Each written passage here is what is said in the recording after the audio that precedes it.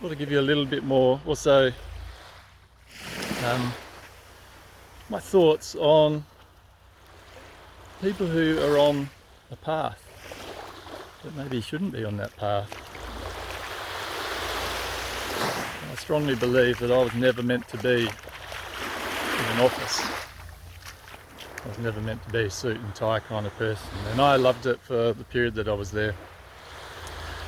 But when you're on the correct path, things will fall into place.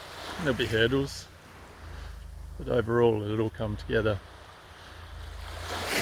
When you're on the wrong path, the universe is going to chuck some pretty big hurdles in your way. And I'd had a few hurdles chucked my way before this. And eventually, when you stray so far from where you're meant to be, the universe is going to put in a big roadblock. I strongly believe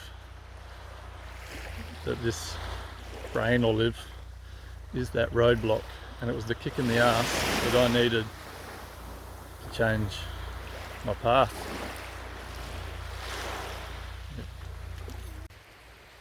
So I'm just going to jump back a little bit because I think it's probably important to give a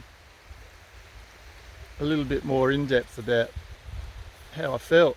This was just after Christmas, and I'd had 3 fairly life-changing diagnoses.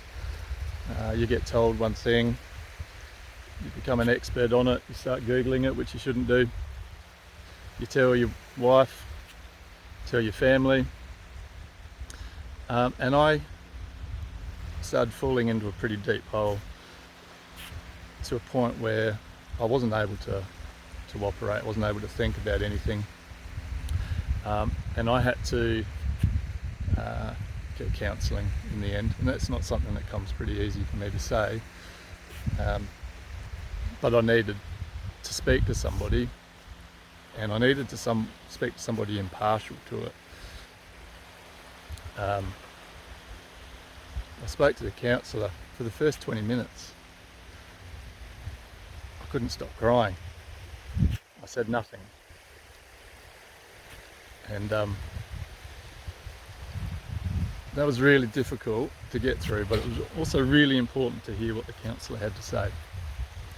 So I won't go into what he had to say. But those feelings that were pent up inside me was all about trying to present a strong front to those that were closest to me. So while every day I'd rock up to work, I'd go to bed, people would see me in a reasonable state of happiness, and there was nothing physical they could see wrong with me. So everyone would think that I was fairly well okay, if I was having a laugh, whatever. But inside, there was a demon that I couldn't work out how to get rid of. Sometimes I'd rock up to work, I'd go and book out an office space, and I'd just go and cry for a bit.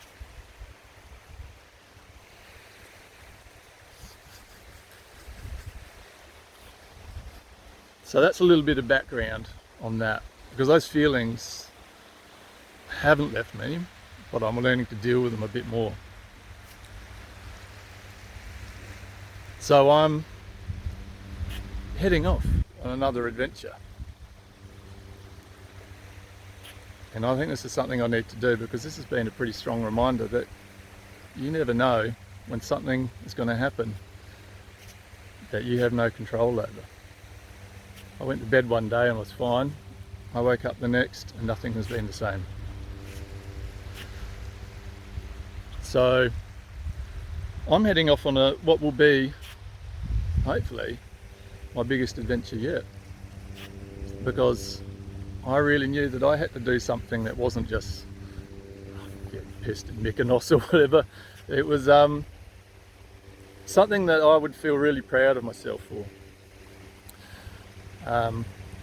So I'm flying out in 3 weeks' time, starting in Bangladesh, and I'm going to take in as many mountain ranges as I can: the Himalaya, Karakoram, the Hindu Kush, the High Pamirs, where do you go? Caucasus, and a few other places. I'm making my way from Bangladesh up to the very north of Sweden, where I'm going to do a walk that I've thought about doing for a long time, called the Kungsleden, or the King's Trail in Sweden. It starts in the most northerly point in the Lapland, and about 400 kilometres makes its way down through Sweden, and I can think of nothing better to do than to be by myself with my thoughts through all of this,